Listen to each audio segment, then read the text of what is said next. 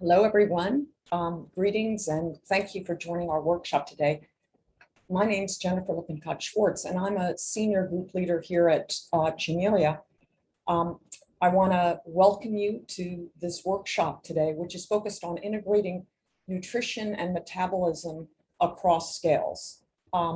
Together with myself, I'm very excited to be working with Vamsi Mootha and Rong Tian, who've helped organize this workshop, which is one of a series of workshops that will help Janelia define a new research area focused on four-dimensional cellular physiology. And this is an area that we think is going to complement and expand on our existing research programs in mechanistic cognitive neuroscience, molecular tools and imaging, and computation and theory. So the broad swath of workshops, which will include 10 altogether, are being organized by myself along with Ron Vale, who's our executive director here at Janelia, Nelson Spruceton, who's a senior director of scientific programs, and Janine Stevens, who's the director of scientific programs at Janelia. And I want to thank many others who've also provided helpful contributions in driving this process. So what is 40CP, as we call it? Well, we're articulating it as sort of the structure and function of different cell types and tissues. And our hope is to address how cells interact to establish organ function and multi-organ coordination for animal survival and reproduction. Now, this whole field of 40CP is a well-established one, but it seems to us at Janelia that we're at a point of time when major advances in this field could be accelerated by taking advantage of the unique research environment at Janelia and developing new approaches and data sets that will be enabling for researchers across the globe. So we feel that Janelia has an opportunity to contribute to this general effort in 40 cellular physiology by bringing together people with varied expertise and ideas for collaboration in a very focused, highly supportive environment. We envision uniting this endeavor not only with biologists, but also to bring on board physicists, doctors, chemists, engineers, computational scientists, theorists, as well as tool developers and tool users. In this new research direction, we'll be establishing a 15-year, 15 lab effort, which we think is going to be significant, but modest, admittedly, on from a global perspective. So in order to maximize our impact in this field, we've decided to hold several workshops like the one today that's focused on metabolism in order to learn about the state of the art in this area, as well as the conceptual and practical challenges that researchers face. So I'm very excited to be part of this effort, which I want to say Vamsi Mootha and Rong Tian has sort of taken very beautiful control of in putting together really a wonderful group of people who are going to discuss various aspects of this field. So with that introduction in terms of Janelia's perspective on this workshop today, I want to now hand it over to Vamsi, who will tell, and Rong, who are going to tell you a little bit more about what to expect in the workshop as a participant. So, Vamsi. Thanks, Jennifer. I want to begin by just welcoming all of you to the Nutrition and Metabolism workshop. My name is Vamsi Mootha. I'm an HHMI investigator and a professor of systems biology at Harvard Medical School, and I direct a research lab that's based both at Mass General Hospital and the Broad Institute. It's been a lot of fun working with Jennifer and with Rong over the last couple of months in putting together this workshop. And I think I really want to thank all of you for participating, because it is the middle of August. And so this is particularly precious time. So we really appreciate all the effort that you've put forward already and in the time that you're putting forward today and tomorrow as well. So my thanks. we're really excited about today and tomorrow for a couple of reasons. I mean, first of all, we're just all so parched for any scientific interactions because of the pandemic. And so we're already opening with a credit because we all get to see each other, meet new people, and also reconnect with old friends from our fields. And so that's already a great starting point.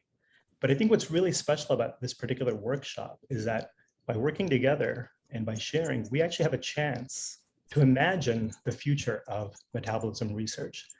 And this is something totally different than most traditional conferences where it's so backwards looking, but now we really get to look into the future and even help to try to shape the future of metabolism research. It's a really exciting opportunity. And at a very practical level, the hope is that some of the learnings from today and tomorrow may help to positively influence the 4D cell physiology program at Janelia and HHMI. So those are sort of the three broad goals from the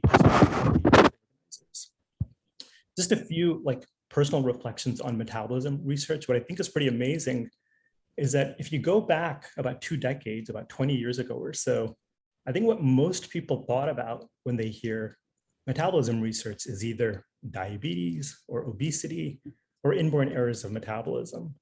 But over the last 20 years, on the one hand, there's brand new areas and facets of metabolism research that have sprouted up. So we actually have fields like immunometabolism and cancer metabolism that really didn't exist 20 years ago or so. On the other hand, if you go back 20 years ago or so, what we knew was that so many common and even degenerative diseases, some of the best ways to have an impact on those diseases was through diet and through exercise. 20 years later, we still know that diet and exercise are great ways of intervening on common degenerative diseases, but we still don't know too much about mechanistically how this is happening. And so it's a real privilege, of course, to be able to do science. And I think, especially in the world of metabolism, there's so many opportunities right now to focus on the very basic human disease. So these are some of the reasons that we're so excited about this workshop. And it's going to be a little bit like no other conference in the past. Over the next 2 days, we're going to have a total of 24 talks. There's going to be a lot of discussion that's been pre-programmed, over 7 sessions total. And we ask that if any of you have any questions, please type them into the Q&A box. And again, I want to thank everyone for participating today. And let's just have a lot of fun over the course of the next 2 days. So with that, now what I want to do is introduce the chair of the first session. And that's Dr. Chris Newgard from Duke University. Thanks, Vamsi. I'm sharing my screen, I hope. Can someone confirm that I have been successful? Yep. Yes. You look good. Okay, great. So today we're going to, the title of our session ostensibly was Liver, which is kind of a block-like title. So instead, we're going to be talking about the liver and metabolism from systems physiology to cell biology. And in an organizational meeting on Friday, we've swapped up the order a little bit. I'm going to lead off and be followed by Christine. And we'll be talking about the more systems physiology types of issues relating to metabolism. And then we'll move into single cell and even subcellular aspects of metabolic control as we move to Heidi McBride and Daniel Feliciano. My own comments are going to be sort of a little history of the past 12 years of my life, tracing a metabolomic signature of cardiometabolic disease from the liver to other organ systems. And what I really want to emphasize here is the importance of understanding the participation of multiple organs in metabolic homeostasis and progression of cardiometabolic diseases. So when we think of a classical metabolic disease, of course, type 2 diabetes, but really when you think about control of something as seemingly simple as circulating blood glucose concentration, the first thing that you have to acknowledge is that this is controlled by multiple organ systems. So the gut, the islet beta cell, the islet alpha cell, hepatic glucose disposal and production, neurotransmitters, insulin action in the periphery, in the muscle and adipose, reabsorption of glucose by the kidney, and sensitivity of the adipose to insulin, not only for control of glucose metabolism, but to suppress lipolysis. And it really takes a constellation of dysfunction in all of these tissues to contribute to the development of hyperglycemia. So we really have to think about multiple organ systems. And the fourth dimension in Janelia's quest to understand 4D physiology is time. And there's a temporal aspect to the development of type 2 diabetes that's important too. Insulin resistance is an early event. But then what we see is at first, the beta cell responding to insulin resistance by an increase in insulin secretion, but gradually losing the capacity to secrete insulin, which heralds the onset of hyperglycemia and diabetes. So we really have to think about systems physiology when we talk about metabolic homeostasis. Now, the other background comment that I'll make, and I'm sure this will be covered as well by other speakers here, is in terms of the toolbox. Metabolomics is a growing tool that we use for understanding metabolic regulation. But the point I would like to make here, which I know will be echoed in other talks in this workshop, is it's really no longer sufficient to take snapshots of the concentrations of a large array of metabolites, whether you're using targeted methods with internal standards, stable isotope internal standards, or various non-targeted platforms. You really need to link this to a dynamic measure, which you can get by using stable isotope labeled fuels and tracing the heavy items to downstream metabolic products in the pathways in which the substrates engage. And I really think there's a big opportunity and almost a necessity to bring together the growing capacity to measure metabolites in a static fashion with metabolic flux. In my brief example here of things that have interested me, certainly highlights that connection. All right, so no one that knows me will be shocked that my example is one of branched chain amino acids. Some years ago, we either discovered or rediscovered, if you think about Phil Fehling and George Cahill years ago, but we were using metabolomics to look at a very simple comparison of obese insulin resistant to lean subjects. And we found that the metabolic signature that most strongly differentiated those two groups was not lipid metabolites, as you might expect, but rather branched chain amino acids and related metabolites.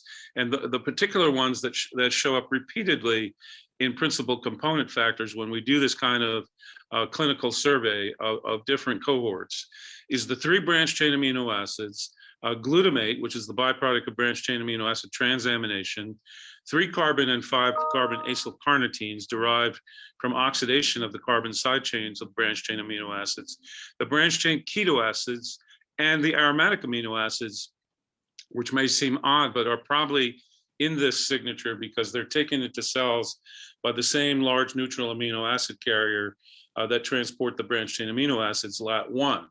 And what we found is that this group of metabolites are strongly associated with insulin resistance and type 2 diabetes.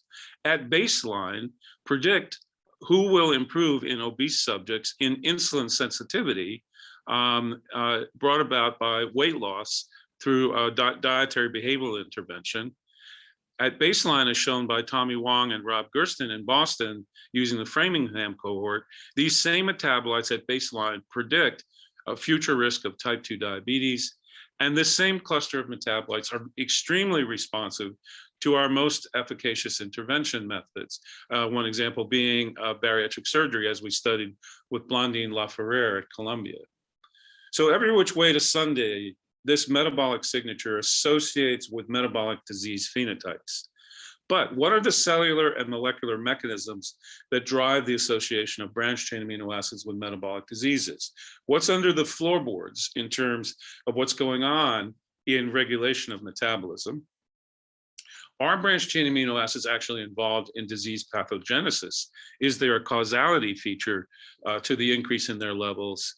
And is manipulation of branched chain amino acid metabolism a viable target for treatment of metabolic disease? So this is about liver, and here's what we discovered about branched-chain amino acid metabolism in liver that relates to this whole program of disease pathology and pathogenesis. Years ago, Chris Lynch and others showed that the kinase that phosphorylates branched-chain ketoacid dehydrogenase, the rate-limiting enzyme of branched-chain amino acid metabolism, is increased, and the phosphatase that strips phosphate off is decreased in liver in obese, insulin-resistant animals and in people. Okay, and so that helps to explain immediately why branched-chain amino acids and branched-chain keto acids are elevated in the plasma in obesity and insulin resistance. But by using an unbiased phosphoproteomics approach, Paul Grimsrud and Philip White in our group were able to show that this kinase, BDK, also phosphorylates a key core enzyme of de novo lipogenesis in the liver, ATP citrate lyase, and ppm1K dephosphorylates that enzyme. So this increase in kinase phosphatase ratio that you get in obesity not only reduces the rate of branched-chain amino acid catabolism, but also phosphorylates and activates a key lipogenic enzyme to increase its activity and increase flux through de novo lipogenesis. And indeed, overexpression of BDK is sufficient to activate de novo lipogenesis, as we showed in animals with using metabolic flux of deuterated water to newly synthesized palmitate in the liver. And then with linking this to nutrition, my colleague Mark Herman at the Duke Molecular Physiology Institute has been studying for some years the role of high sucrose and high fructose diets on inducing a global transcription factor, CHRBP beta, which is an important transcription factor that activates expression of the core enzymes of de novo lipogenesis. What we discovered in concert with Mark is that CHRBP also upregulates the BDK kinase and downregulates ppm1K.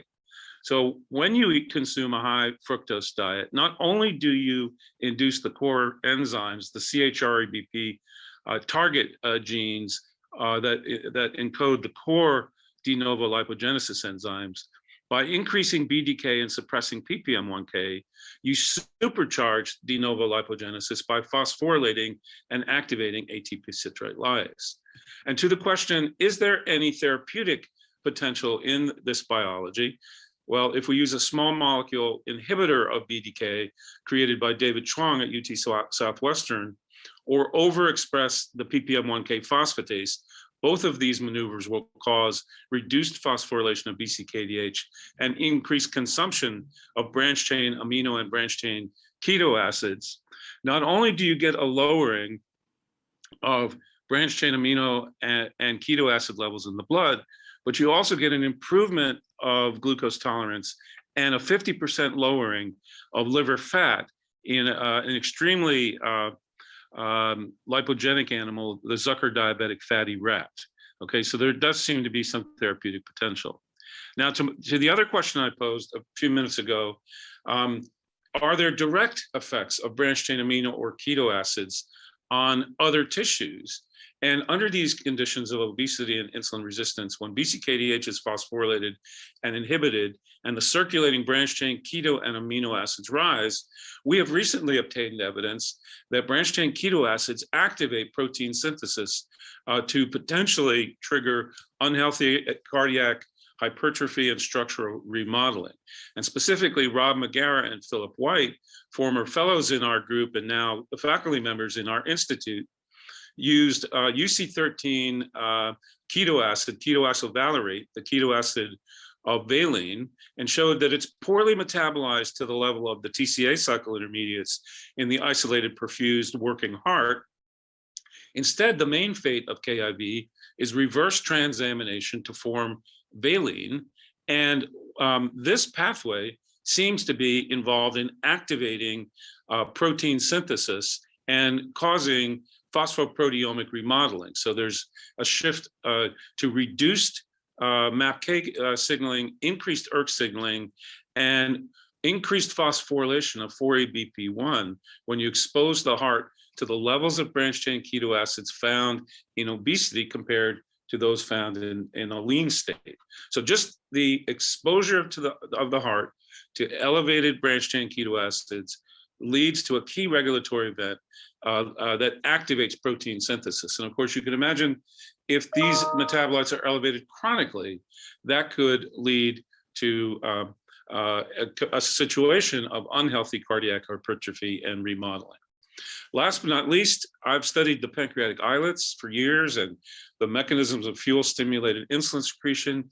Using metabolic flux analysis, we recently found that as in cancer metabolism, there is active reductive flux through the TCA cycle of glutamine via glutamate dehydrogenase and reverse TCA cycle flux. And we think the significance of this in the islet beta cell is that the citrate and isocitrate that you generate interacts with a cytosolic NADP-linked isocitrate dehydrogenase to make NADPH that activates a protein desumulase that triggers insulin granule exocytosis.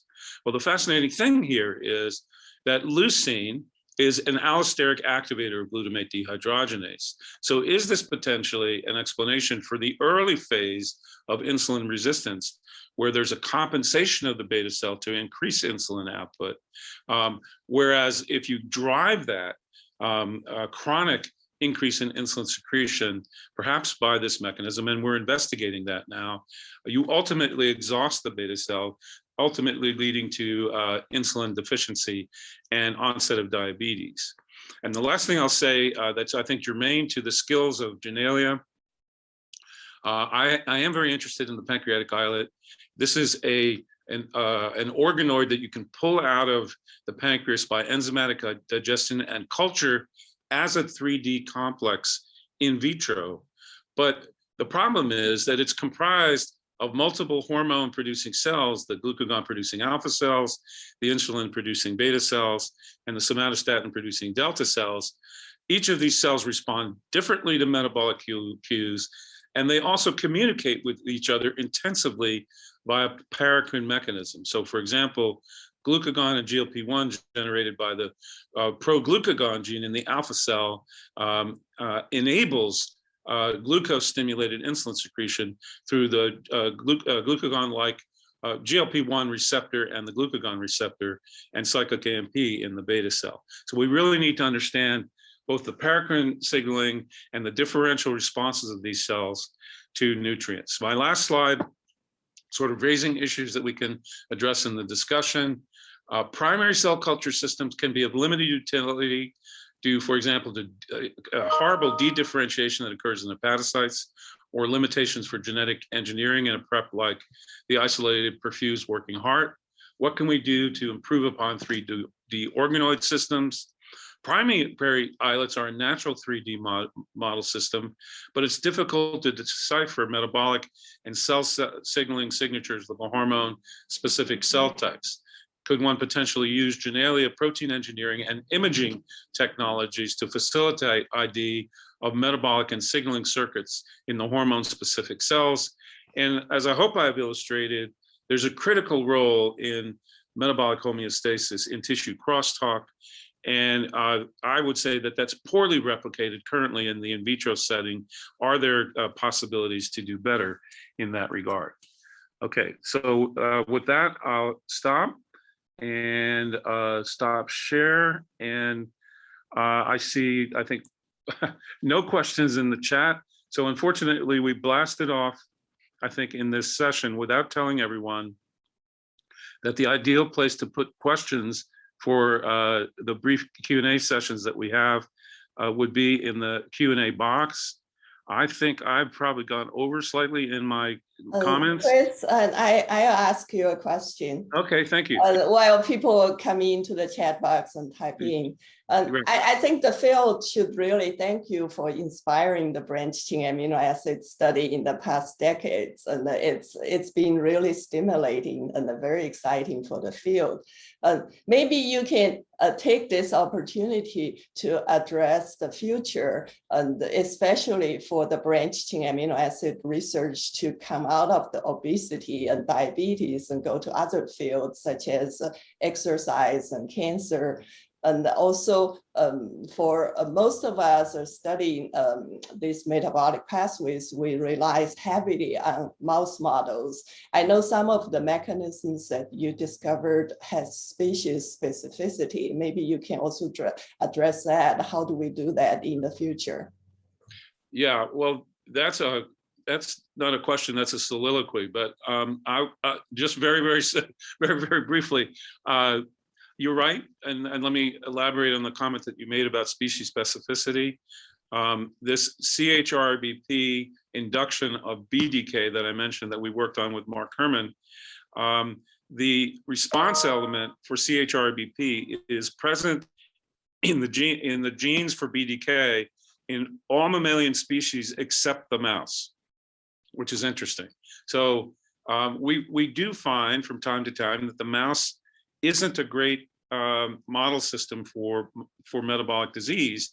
And I think that there are missing elements of circuitry, such as the one that I just described, that we have to be careful of when we think about the mouse as our only model of trying to model something complex like metabolic disease. And I think I'll stop there. I think it's time actually to move on. Vamsi, you're shaking your head. Would you agree?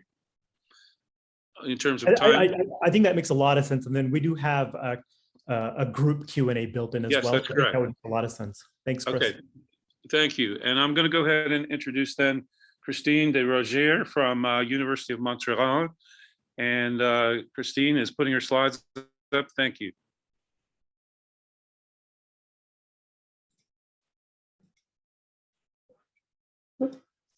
So hello everyone. It's a real pleasure to be here today and participate to this special workshop. Thank you for the invitation. And I'll be mostly focusing on the role of liver and the lipidome. So we'll switch a bit in terms of subject. And I'll start as my first slide with a short statement about my background so you better understand my perspective. I'm biochemist by training, and I've always had a focus on my research on metabolism with the underlying premise, which go in the line of Chris Newgard, of metabolic alteration being early biomarker and actor in disease development and target for therapy. Even though I'm in a liver session, I'm not a liver expert, but I did initially start my career studying the dynamics of glucose and ketone body metabolism in perfused art using C13 labeled isotope. So I did use all the toolbox that Chris was mentioning, and with mass spectrometry. Subsequently, as an independent researcher, I've transposed this technique to the mouse working heart. But more recently, I've been transposing my research in a more global approach and in a more clinical setting through the application of metabolomics and lipidomics and more in a biomarker discovery approach. As director of the metabolomic platform at the Montreal Art Institute, I've been collaborating with many researchers, and I've been working in many diseases beyond heart disease. So since we were asked to be asking the eye-level question, I would say my first study is why would Janelia, working on 4D cell physiology, want to study metabolism? I think it's all in the statement 4D. You mentioned temporal dynamics, not snapshot. So in relationship to this statement, I'm showing here my favorite illustration of the different level of regulation of cell function, which I've adapted from Joanne Kelleher publication, who's also participating to this workshop. This slide shows the interrelationship between all these level of regulation with the omics discipline that are used to study them. And among all these regulatory levels, the metabolome is definitely the most dynamic one. metabolite level are changing in seconds in response to environment or the prevalent, and it's close to the phenotype. In addition, as was suggesting the slide with the orange line, metabolite will also feed back on the other different levels, for example, through covalent modification of protein, changing their function, but also changing gene expression, for example, through methylation. So for me, the second maybe high-level question is why study liver metabolism? I would say that liver is a metabolic hub, as you wrote from Chris in the previous presentation. It is a source of circulating energy, nutrition, signaling metabolite, but also toxic metabolite for healthy tissue. And it's this regulation leads to impair body function. I don't need to tell you a lot about the founding principle. You all know from your first year university textbook how liver is important for glucose homeostasis, ketone body synthesis, ammonia detoxification. But what I would like to talk to you about is how the use of metabolomics and lipidomics have been changing a bit the way we look at the metabolism and how we have learned a lot about liver metabolism. You've already heard about the favorite molecule of Chris, branched chain amino acid. I will talk more about specialized lipids. So it goes beyond what we know about fatty acid, cholesterol, and lipoprotein. And I'll focus as an example on ether phospholipid and plasmalogen. So why did I become interested in ether phospholipid and plasmalogen? This all comes from a study published in 2019, in which we applied a non-targeted lipidomic approach to try to better understand the metabolic perturbation partially responsible for the clinical manifestation in patients with an inherited mitochondrial disorder, which is Lee syndrome French-Canadian variant, or LSFC. So LSFC is due to a mutation in LRPPRC, leucine-rich metatripopeptide containing protein, which was identified by Vamsi Mootha, one of the organizers, and with whom we have collaborated in this study, and result in a defective oxidative phosphorylation, principally complex 4. LFC patients show a wide range of clinical manifestation, including hepatic and neurological involvement, and they die very early in life. And specifically, we applied a non-targeted lipidomic method that we have developed and validated in plasma, which enables the measurement of about 21 lipid subclasses to the cohort of the LSFC patient and match control, but also to a mouse model, which is a liver-specific knockout of LRPPRC. So this slide is only one showing really some results, and it's only that you can better appreciate the type of data we obtain using this approach. So from the analysis of the plasma of these LSFC patients versus control, we were able to detect about more than 3,000 features, of which 146 passed our criteria, selected criteria for statistical significance. And this is shown in the volcano plot here. And the red line indicates our selected threshold. So on your right this is expressed as a patient to control ratio. So on your right are all these lipid features shown as dots that are increased in patient. On the left are those decreased in patient. And the color refer to those that we have identified shown here in this table. And the gray dot are those that are yet to be identified. So as expected, we did see increased acylcarnitine, long-chain acylcarnitine shown as the pink dot, and also increased triglyceride, the blue dot. But on the left, those that were decreased were mostly those phospholipid ether and also plasmalogen.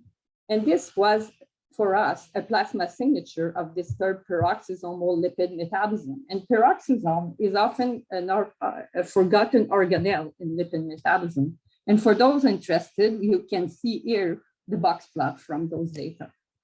So to make a long story short, why we were so interested in going further in this discovery is that the ether phospholipid has been linked the neurodegenerative disease and cognition problem. And these are characteristic of our patients. So they are options for therapy.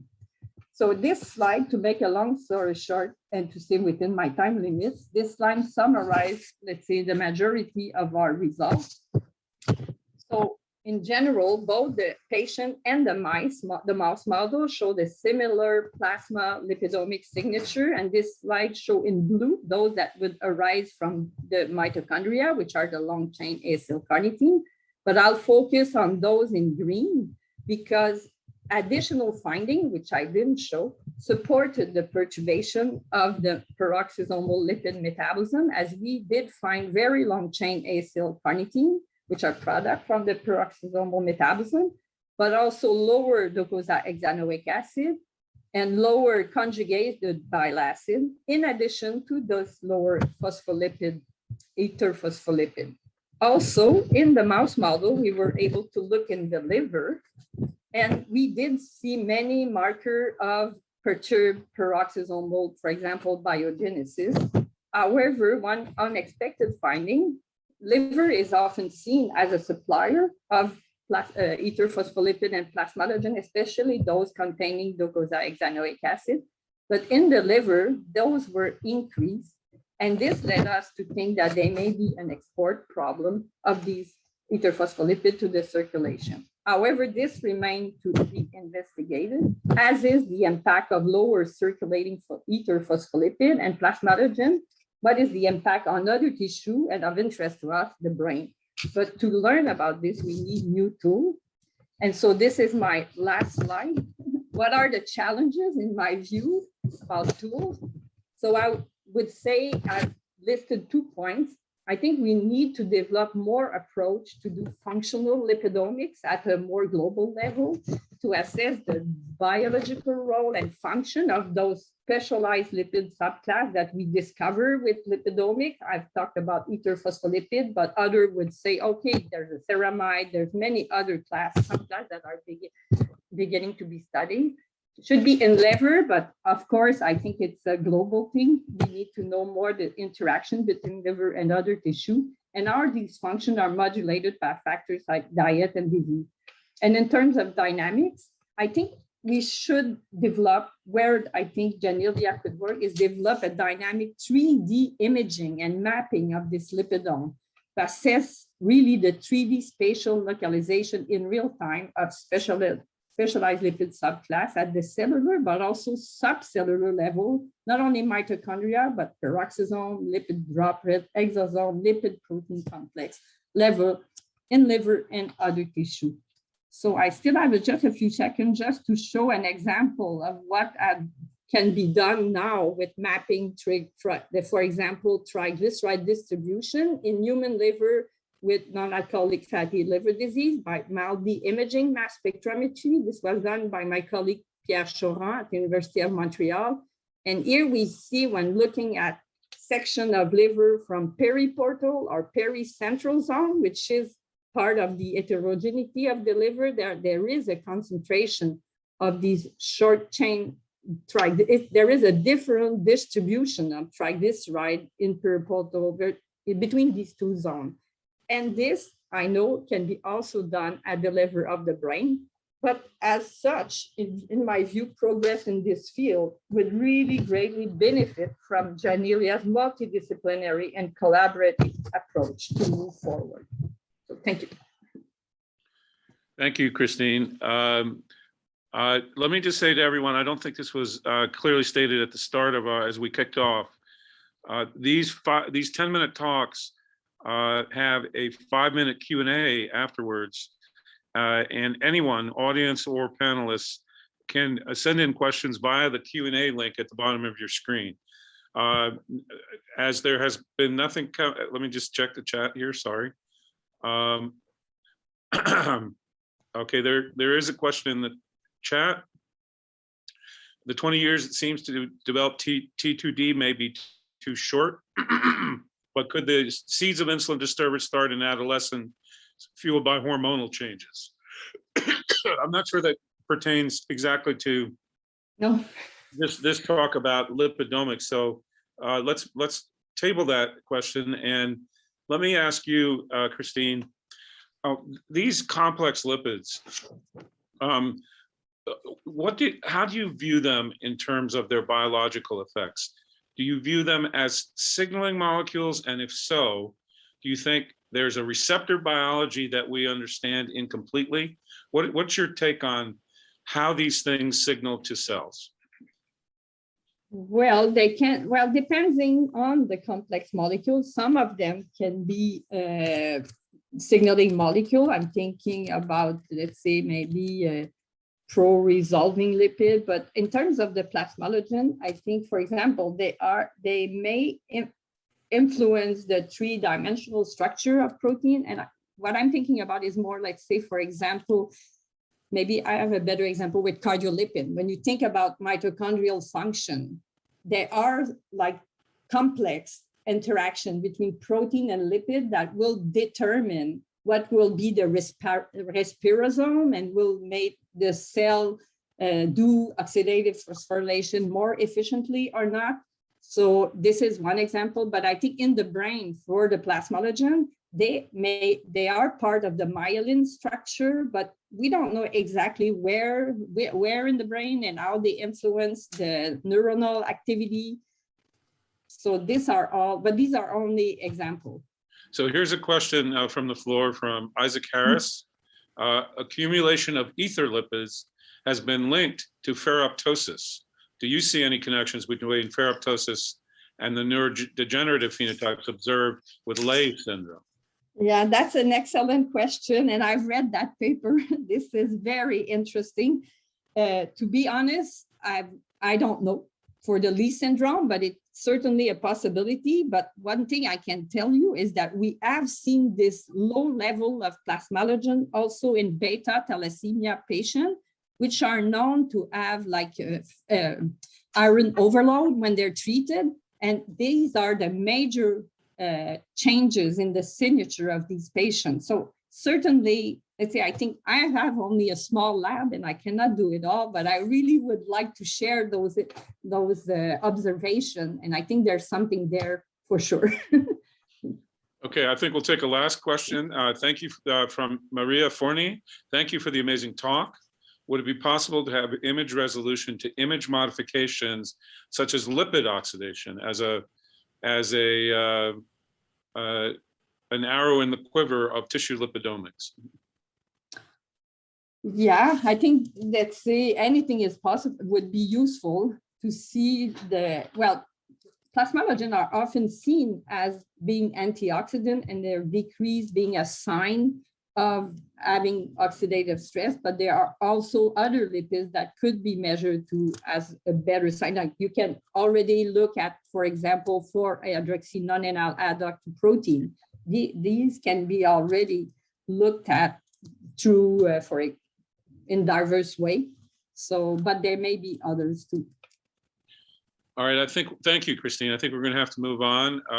So we're gonna go now from sort of systems physiology view of the world that Christine and I have tried to present and dive down into individual cells. And our speaker is Heidi McBride from McGill University. Heidi, whenever you're ready. Hi, let me share my screen. There we go.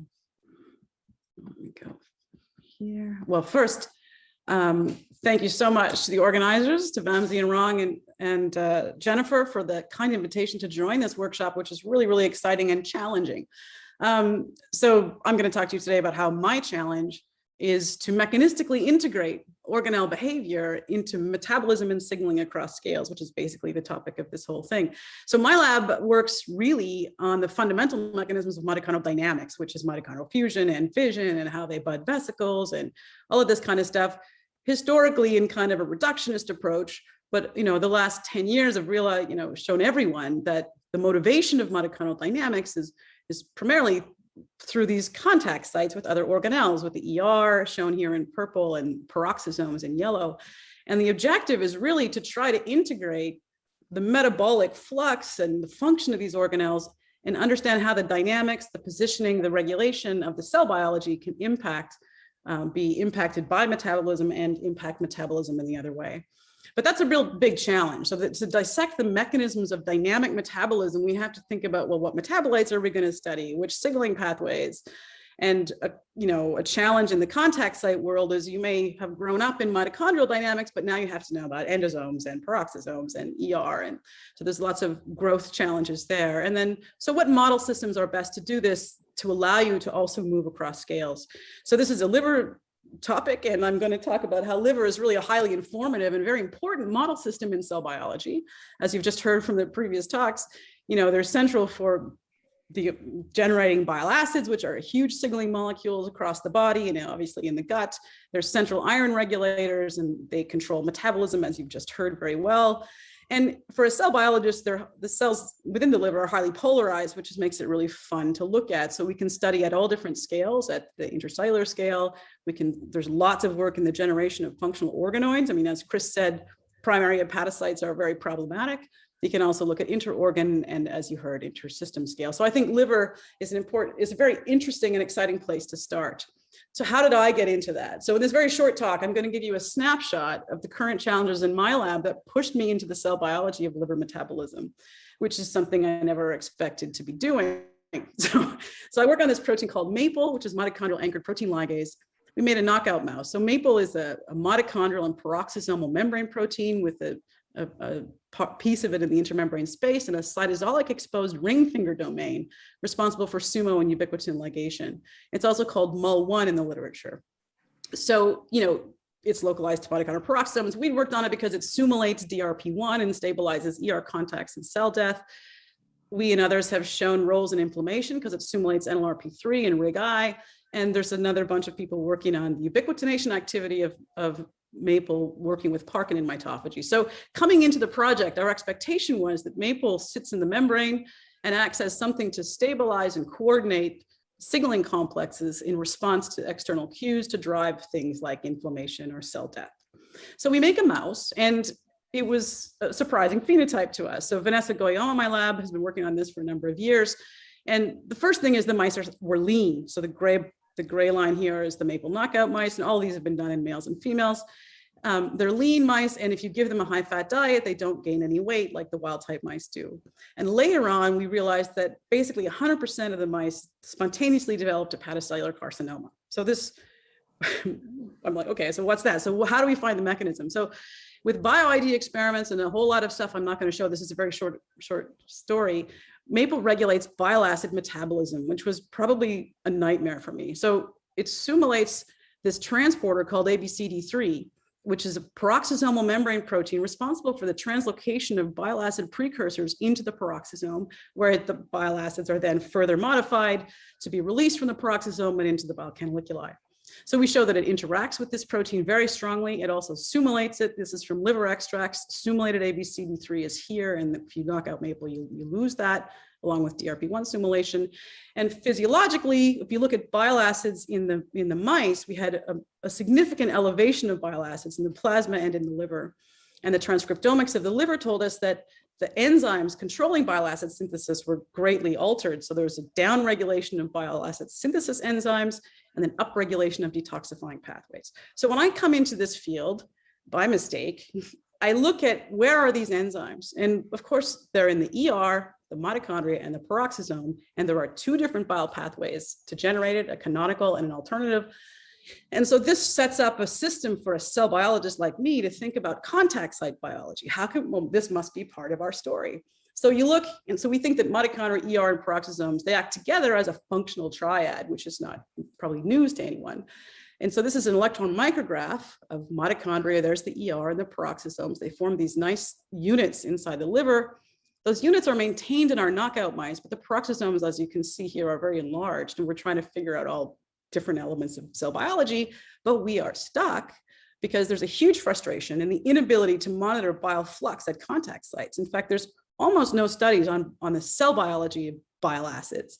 Mostly it's considered to be regulated at the transcriptional level by retrograde signaling from the gut to the liver, et cetera, et cetera. So there's a big opening here for how to do this.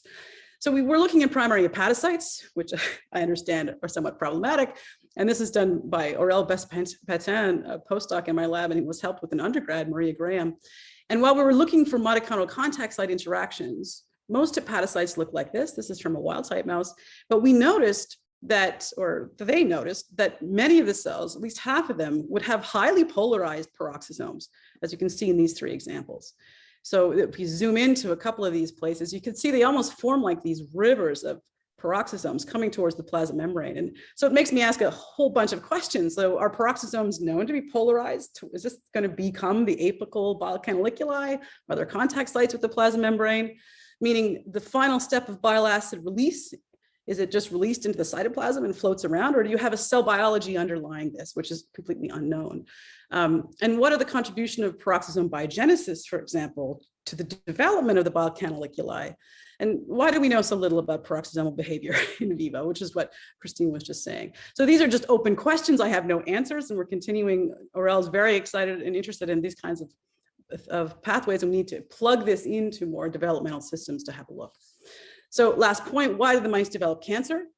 So there's been a movement in the literature that high levels of bile acids can activate a protein called YAP, which is a growth protein, regulates cell size, it regulates growth as a signal transduction molecule, and that this can promote liver carcinogenesis in a study done by David Moore back in 2013. Moreno Zerial has been doing some beautiful work lately with liver architecture, has shown that bile can activate YAP during liver regeneration.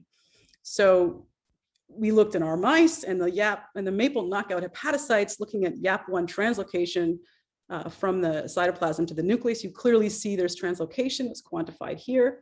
So if that's happening, even in the primary hepatocytes, we also see the same thing in histology sections of the mice. So one of the downstream consequences of that is in the transcriptome of these mice, we had seen a high elevation of a YAP transcriptional target, cyclin D1, which is a known oncogenic driver. So even in young mice, although the cancers don't appear till the mice are older, at 2 months old, we still see a great increase in the proliferating hepatocytes seen here. And by Western blot, in these 3 different pairs of young mice, you see elevated cyclin D1, which is liver specific. This is a whole body maple knockout, but we only see cyclin D1 elevated in liver and not the other tissues, consistent with this bile YAP system. So that's what I wanted to show you. This, of course, we have a lot of other data in these mice, but what I want to tell you is maple, we've learned that this function at peroxisomes is to play a major role in bile acid flux. So, which leads me to ask, what is the cell biology behind bile acid synthesis and secretion? And we hope that this model we have will offer a new system of liver perturbation and cancer development. But obviously, as you've seen from the other talks, I've highly simplified this discussion. Those same kinds of contact sites and other contact sites are going to play roles in fatty acid and glucose metabolism in liver, which have not really been studied well at the kind of level of regulated cell biology. The dynamics that change during the feed-fast cycle, and iron, I'm very interested in iron. We don't know how iron gets from the endosome into the mitochondria. If those are contact sites, there's lots of movement there. And it's a unique place where we should be studying peroxisome biogenesis, turnover, and signaling, because where they have a very clear role in the generation of bile acid and ether lipids, et cetera, as you've just heard. So with that, I'm going to stop. I hope I've convinced you that liver cell biology is really ripe for discovery, especially with all of the different models of stem cells, et cetera, that we can make organoids and look at these things. And I have so many questions from starting into this. So the urgent need, I think, for cell biologists over the next decade would be, to develop some type of metabolic probes for bile and iron and other things, to spatially map in complex cell systems and tissues how these things work. To apply the already existing beautiful Janelia high resolution imaging systems and expand them across scales, and establish and share protocols for robust organoid and co-culture experiments that are meaningful to human physiology, the impact of zonation, which I know you're going to hear about in the next talk by Daniel, et cetera. So much work has been done here in the last 5 years even, so it's an exploding area of biological systems. And so lastly, one of the things I've learned from my journey through the liver is that I actually know nothing. So it's really important to collaborate. So if Janelia will continue to act as a hub to encourage collaborative research across disciplines. I came in here knowing nothing about bile or nothing about the liver, and suddenly my mouse has a phenotype, and here we are. So with that, I'll just thank the people who did the work. The mice was developed by Vanessa, and Rudy's done a lot of the simulation, and Aurel has been really spearheading the YAP signaling later bile steps in here and the potential role of peroxisomes in the liver, and all of my collaborators that I wouldn't be able to do anything without. So thank you very much for your time. Thank you, Heidi. That was really cool. A reminder again that questions from anyone listening can be submitted via the Q&A. I have a quick one. So surely the ability of bile acids to regulate YAP1 wasn't created in nature to cause liver cancer. So what is its healthful contribution? And it's analogous to branched chain keto acids weren't created to cause unhealthy cardiac hypertrophy. They were probably, that response is probably there to as a healthful response to exercise. Yes. What's the analogy in your system? Well, I think what's emerging, especially certainly not from my work, I mean, we're trying to follow people, but Marino Zerial and others would say it's in regeneration of liver, right? So if you start to have cholestasis, if there's some problem in the bile ducts or something where you have a pathology, that this can initiate repair and regeneration. So it does for sure would have some sort of functional role. People are looking at, there's so many ways into YAP. Obviously it's a mechanical stress situation because that the bile is offering, but there's probably much more to the story than that. And I think there's a lot to tease out there. Okay, Maria Forney again. Thanks for a fascinating talk. The liver changes its function during embryonic development. Is this followed by alterations in peroxisomal dynamics? I mean, yeah, I have no idea. I mean, when we see this peroxisomal polarization, Arel and I were looking through the literature, well, mostly Arel, and there's like a couple of studies in the, in the 80s and maybe one in the early 2000s where it was hinted at that there was some sort of a functional polarization of peroxisomes to come towards the bile canaliculi, but that they weren't really followed up, and it's really an understudied area. And I mean, as a person who doesn't, I know it's not a belief system, but I mean, the idea of free diffusion of metabolites is kind of out the window, right? So you're going to make this soap, this emulsifying bile, and then let it float around your hepatocyte. I mean, there must be some targeted mechanism to get it to that apical surface, and it's a really unknown thing. So I don't know. Okay, and does MAP-L regulate processes like cell cycle or autophagy? So yes, we think a lot of that can be indirect. We're looking into it. So the only cancer we see in the knockout mouse is this liver cancer, which we think is really indirect from a lot of the biochemistry that we're seeing. It's probably not a profound cell cycle thing. However, I will say that early studies that we had looking at SENP5, there's a sumoprotease that translocates to mitochondria at the G2 to M transition of the cell cycle to desumulate things. And you need that, we think, to disengage the contact sites so you can go through mitosis and other things. We're still working on that aspect of where you have sumulation dynamic changes, we think, in regulating contact sites for cell cycle transition. But there's so much surprises that came out of this mouse. It's been a little bit overwhelming, but yeah, great question. Okay, last question. Well, wait, and here came some more. Okay, does MAP-L also affect intercellular calcium waves in hepatic tissue? We haven't looked at hepatocytes, but we published some years ago with Julien Prudhomme, who was a previous postdoc of mine, in the cell death pathways, that when maple stimulates DRP1, it stabilizes the oligomer of DRP1 and the contact sites, allowing increased calcium flux. So if you lose the stimulation, you lose that calcium wave. So it's not essential for division, but it seems to be a regulator that can modify the fission events, the contact site events that are occurring different times in different cell events. And last one. Are the mitochondria fully functional in these settings? And I presume settings meaning with manipulation of MAP-L. Yeah, so we've done a lot of work on just regular basal respiration using Clark electrode, old-fashioned kind of stuff, and they're totally fine. They respire well. General metabolism is okay, and there's a long story to go out. We should be releasing this manuscript on bioRxiv really soon in the next week or two, so you can read a lot more about what you'll see there if you're interested. Thank you so much. Terrific, Heidi. Thank you. And the last speaker in this session is a chosen one. This is Daniel Feliciano from Janelia, from the lead lab. And please, fire when ready.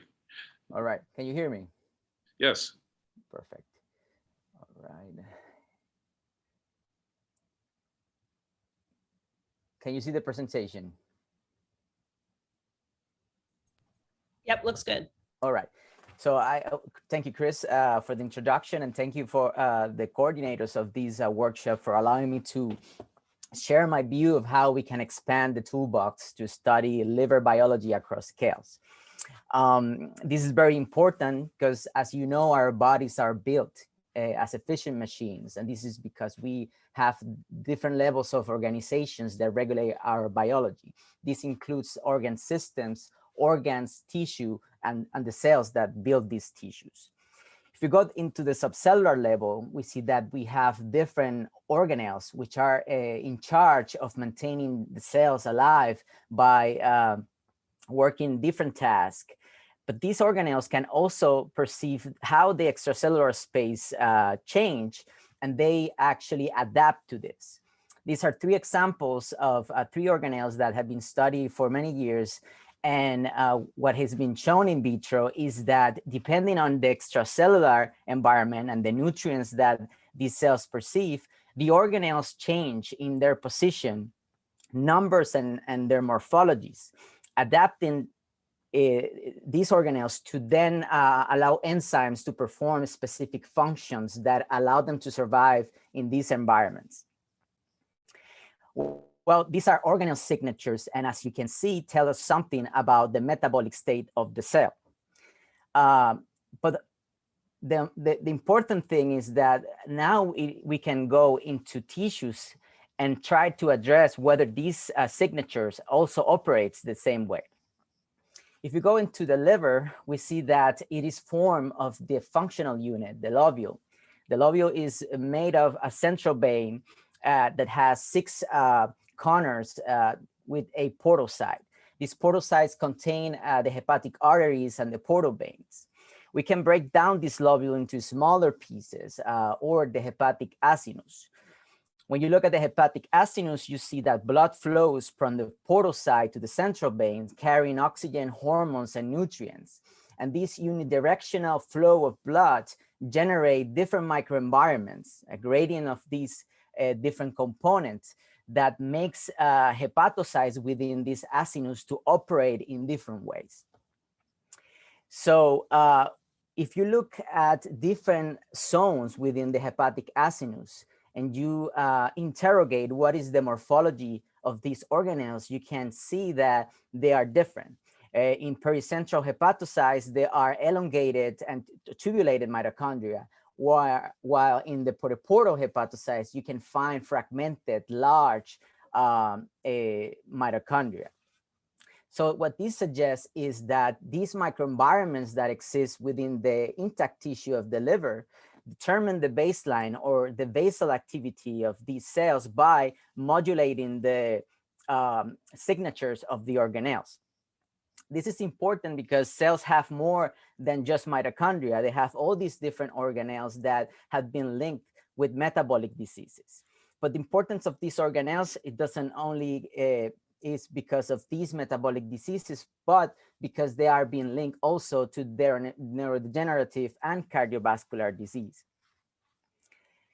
So we can say that there is in reality a multi-level interdependence, where the architecture of the organ establish a microenvironment or microenvironments that pretty much set the baseline of how these cells are going to respond to external cues. Depending on what are the cues that they detect, these organelles will shape their morphology and adapt to these cues, feeding back into the organ, allowing it to operate the way it's supposed to. So we can say that metabolic flexibility is encoded in organelle adaptive responses. Unfortunately, we don't know much about these because of lack of multi-scale analysis approaches, where we can look at multiple scales at the same time to address or interrogate how organelle dynamics function in different environments. And also, we don't have the tools available to look at multiple organelles at the same time and in intact tissues. So today I'm going to talk to you about 2 main areas that I started working on to try to address these gaps. And one is to use different ways of studying the liver using a multi-scale approach. And the other one is to generate new tools to study multiple organelles simultaneously. The first part of the presentation will address the use of tissue organelle scale analysis, which basically does is to separate the tissue into different beings or zones. And doing it this way computationally, we can ask specific questions depending on the zone where these hepatocytes reside. We can use this approach and also interrogate changes in organelle dynamics in different nutritional regimens, like extended fasting or starvation in mice, or Western diet, which is equivalent to nutrient overload. So as you can see, we can image entire tissues and see how the organelles are distributed, but also we have the cellular and subcellular resolution to look at independent cells within these different zones. So by implementing these tissue organelle scale analyses, we can now assess the periportal to pericentral axis. And doing so, we found that different nutrient regimens impact organelle distribution across the hepatic acinus. In addition, we can use these different variables that we are using to assess the different zones within the liver acinus and combine them into a multiple component analysis to generate organelle signatures. And we found that different metabolic states are represented by specific multi-organelle signatures, as you can see. The second area that I would like to talk about today is the generation of tools to multiplex organelle studies. So for that, I started building these plasmids, polycistronic plasmids that allow the expression of multiple organelles simultaneously. These are two versions of the plasmids, and when you combine them together, you could inject them using hydrodynamic tail injection, which basically delivers those plasmids into the liver, and you can study multiple organelles at the same time.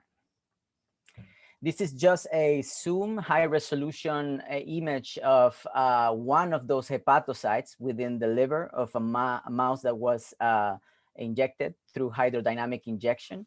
And as you can see, we can now look at multiple organelles in the same cell or multiple organelles within the entire hepatic acinus and ask questions about their morphology, their numbers, and different features that they possess, and also compare these in conditions where nutrients are deprived or nutrient overload, as I showed you before. The other direction that I'm taking here at Janelia is trying to develop new transgenic tools, because the injections of these into mouse is one way, but we can also do it looking at the entire organism or comparing organs between each other. And zebrafish is a great model for this. So right now we are generating in the Lee lab 2 lines that express different subsets of organelles, that if we cross these 2, we can look at up to 8 subcellular structures at the same time. Shit. That sounds fun. I kind of heard like an echo. Is that? I think it's gone, Daniel. All right. Keep going and we'll let you know. All right. So now using these new genetic tools, right, we can study both zebrafish and mouse and implement the tissue organelle level analysis that I showed you at the beginning to ask questions about organelle dynamics within these tissues. But not only for the liver, we can also use it for other organs. To end this talk, I want to share with you my view on how I envision 4D physiology can help fill up the gaps in our knowledge in liver physiology. And this is by tackling specific areas. The first is to build new tools. These tools should allow us to measure, metabolize within different organs or the bloodstream, or even allow us to detect the organelles activity or the activity of the enzymes within these organelles. Also building microscopes, new microscopes, more modalities that allow us to look at whole organs at high resolution to have these tissue to organelle approach, and new genetic tools for organelle multiplexing, as I mentioned.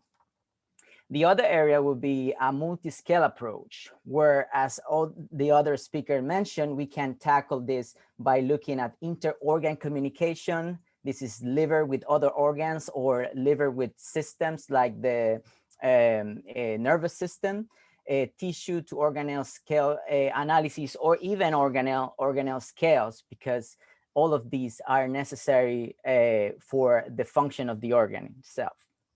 Finally, the dynamic processes that we can study in the liver are development, as I was mentioned in one of the talks, regeneration, the circadian cycles, both the light and dark cycles, and feeding fasting cycles, and disease models. And I will stop with this. Thank you.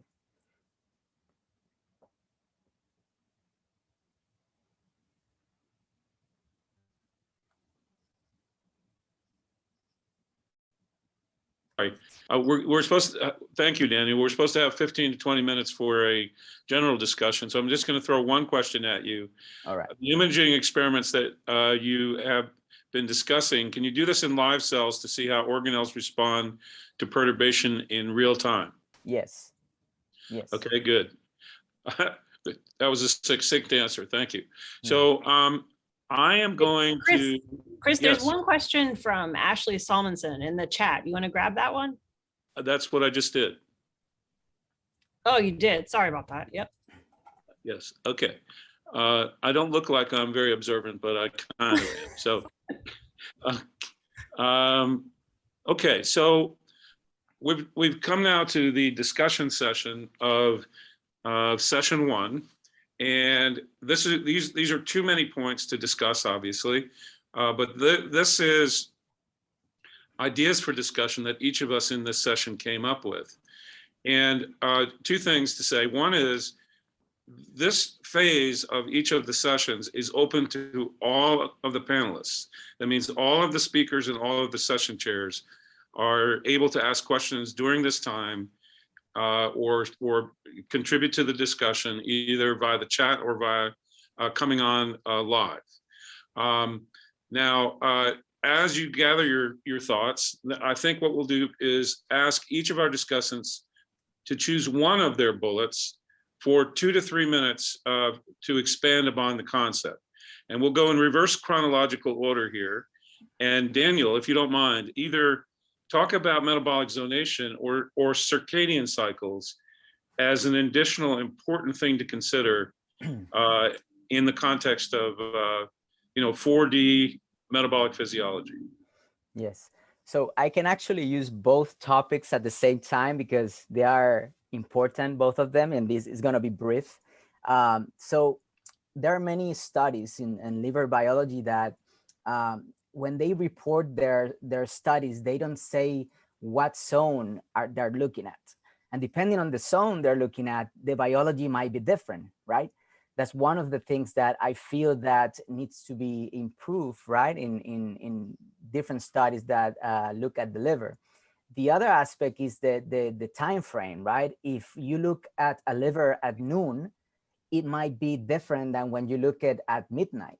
So also reporting the time in the day, right? Not only studying this in a circadian cycle way, but reporting that these organelle distribution are different, and maybe the response of the liver of different cues are gonna be different depending on when in the day you're looking at. So keeping in mind these two aspects of liver biology would be very important for expanding our knowledge in liver physiology.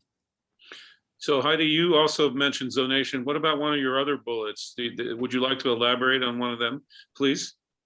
Well, I think I think the point I was trying to make generally is just the challenges in as a cell biologist working on mitochondrial dynamics, trying to understand what it means, the signaling. It's hard for us to move into complex systems because it's just easier to knock stuff out in a Cas7 cell, right? And you can map basic machineries in a simple system.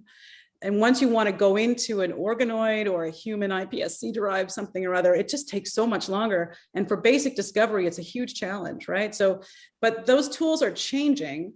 So part of it is the communication between the kinds of questions. When I look at a liver cell, is different from people who've been studying bile and iron metabolism in liver for a long time. They think of it in a different way, right? So it's part of it is just understanding stuff. And I'd like to ask Daniel, how do you see overlaying what you're doing with metabolism, with the outputs?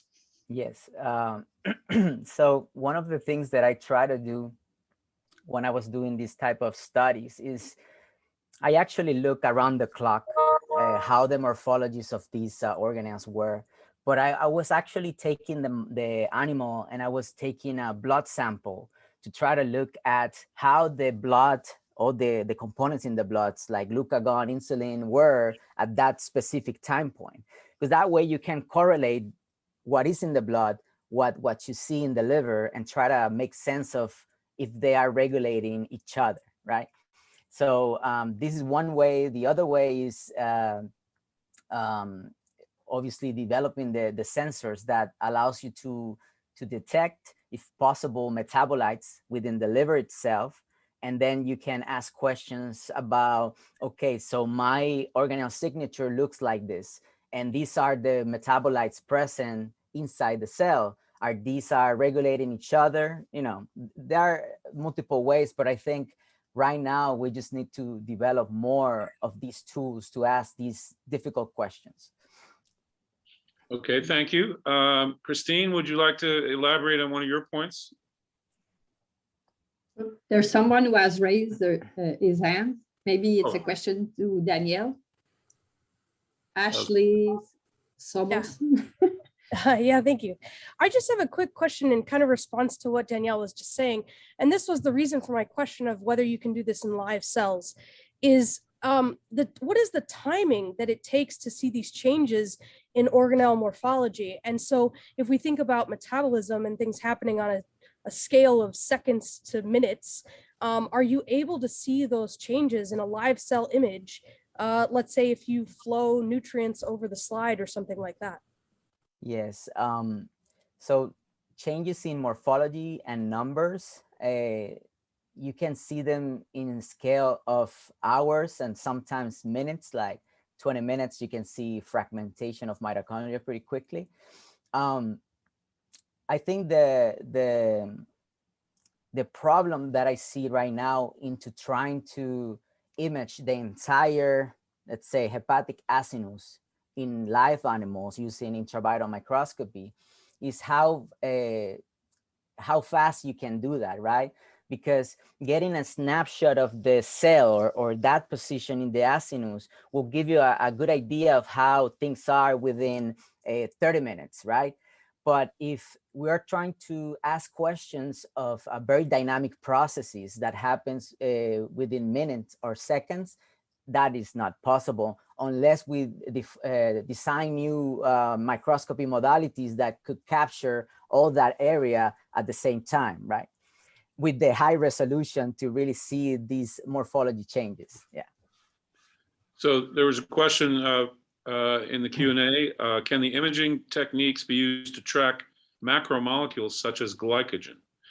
It's interesting because glycogen has different subcellular addresses depending on where you are in the fasted to fed transition.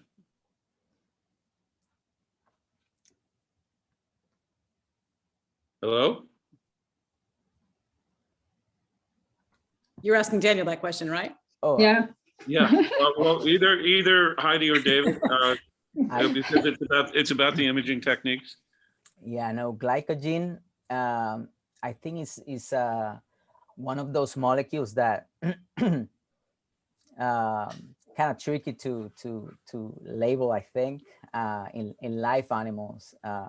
So my answer is I really don't know how. I mean, I think some people are moving towards, this rapid organelle IP metabolomic combination, right? Where you can, but again, in tissues, that's probably a different story. But if you have a labeled organelle and it's still not great, but you can do metabolomics on, whether you're getting flux in and out. I've seen, a number of people doing that kind of approach, starting with David Sabatini, obviously, where you can look at, amino acid levels in different places and other metabolites using that. But it's still a smash them up, right? You're losing spatial identity in that context. But it's a big challenge, and I'm not sure, how what the expectation should be. So here's done that you follow iron really directly at contact sites, it's that kind of thing. But so here's an intriguing question, which I think gets to your topic of metabolic zonation, Daniel. Heterogeneity in hepatocyte metabolism is guided by oxygen levels. How can one account for that or simulate that in the context of liver 4D metabolism? That's a really great question. Yeah, I mean, I know studies that they have trying to reproduce the oxygen concentration in tissue, not tissue culture, primary hepatocytes, that their medium and the oxygen is similar to either the pericentral or periportal. But I feel that the contacts with the other cells that surrounds them also give them cues for the zonation to occur. Like you mentioned, oxygen as a factor for zonation, but glucagon, for example, is also important. And there are cells within these hepatic acids that use glucagon more than others. And by using it, let's say portal cells use this glucagon, then the pericentral cells receive less of that when the blood pass. So what I'm trying to say with that is that I still feel that you need to do this in the tissue if you want to really get deep into the more complex biology of organisms. So let's come back to some other questions that are coming in, but Christine, I want to give you a chance. Did you want to elaborate on either of your bullets? Yes, well, I think my bullet will integrate themselves to the other bullets, and maybe to what Heidi is suggesting, or Danielle. And I think with what Danielle is saying, like you could have one level where you would do imaging of lipids. They don't vary that rapidly, not as much as intermediary metabolites. So you do have lipid environment around at contact sites, and we know around also the respirosome in the mitochondria. And these can, the type of lipid that you have around can really influence, let's say, fusion, fission. And I've learned this working with Eric Schubridge and analyzing his transgenic cell where he knocked down different genes. So I think it's something that can be added. Let's say what they're doing now is 2D imaging of lipids, and they do this in tissue slice. So you do keep the 2D localization. There is spatial resolution. At this time, some people are starting to do like single cell, but not with the imaging, but it's coming there. And I know they're stackering those results and making like a 3D reconstruction. So I think this can really add to the information in terms of how, for example, nutrition. We know that the composition of this lipid will be influenced by disease and will be influenced by nutrition. We all know about the impact of, for example, omega-3 diet, which can be beneficial. And so, for example, plasmalogen are very enriched in those omega-3. So also the impact of oxidative stress. So in a way, I think I'm adding one level to what you're already doing, Danielle, probably. And I would think that it would have information, and it could be done also in the brain, because I think the lipids will be different depending on the brain region, and because all these complex lipids have different roles. So yeah, that would be my point. and we know much less about, although it's like an opening field since the past 10 years, because it has been lagging on what we call metabolomics, which are more the small molecule, and what we have learned from lipidomic with untargeted, it has lag in time. It's more over the, let's say, past 5 years that we've learned more about it. So yeah, I don't know what you think, Daniel, if you see this as possible. Oh, it would, sure. Yeah, would need developing techniques, of course. I was actually also thinking on like doing a tissue to organelle scale analysis, right? Getting those organelle signatures, but using the same tissue and implementing techniques like Murfish, for example. So in that same tissue, you have the signature of the organelle, so you have an idea how the metabolic state is.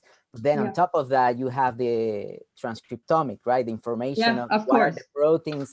So the same way you can put some sort of measurement of lipids or the metabolites that are in that same cell, right? Along the acids, So one thing I can say is that with the actual techniques that we have, at least we can, and other have even better one, but we can even measure the, let's say, the signature of lipids in mitochondrial membrane. And that are isolated. For example, Eric Shubridge sent us the outer mitochondrial membrane or something like that. And we've been analyzing depending on which gene has been modifying. And we've analyzed this in the C. elegans and bacteria, pili, and things like that. But this is still like taking, let's say, doing a homogeneous extraction, but you lose the spatial localization, but at least you learn about the signature of this specific organelle or sub-organelle. Okay, before our time is up, I want to take 1 minute to do some shameless lobbying for a project area that I think is actually ripe for consideration for this kind of 4D project. And I come back to my second point, which is about pancreatic islets. Because when you go in and remove the pancreatic islets from the whole pancreas, they represent only 1% of the mass of the whole pancreas, and you put them in tissue culture, they are functional 3D spheroid balls of cells that work in many ways like they do in situ. So there's the paracrine communication networks are there, the ability of the glucagon producing cells to respond uniquely to some metabolites, like alanine is a glucagon, but not an insulin secretagogue.